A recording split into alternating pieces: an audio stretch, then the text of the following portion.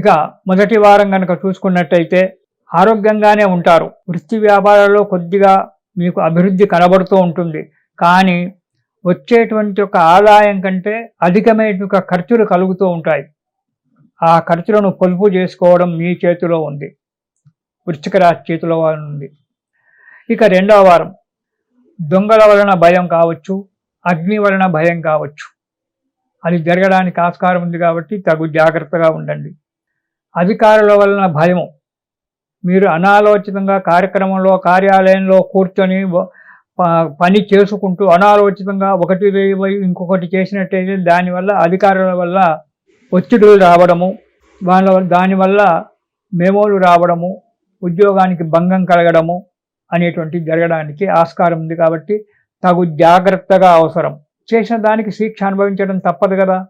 చేయని పనికి కూడా ఒక్కోసారి శిక్ష అనుభవించాల్సి వస్తుంది. అయితే మీరు అనాలోచితంగా చేసినటువంటి కార్యక్రమము వల్ల అది తప్పిదం జరిగి దానివల్ల శిక్షలు అనుభవించవలసి వస్తుంది. కాబట్టి జాగ్రత్తగా ఉండండి. హద్దు మీరి ప్రవర్తించడం జరుగుతుంది మీ వల్ల ఈ నెలలో. మీరు ఆ హద్దు మీరి ప్రవర్తించడం అనేటువంటిది మానుకోండి. ఇక మూడవ వారం కనుక చూసుకున్నట్టయితే యత్న కార్య భంగము.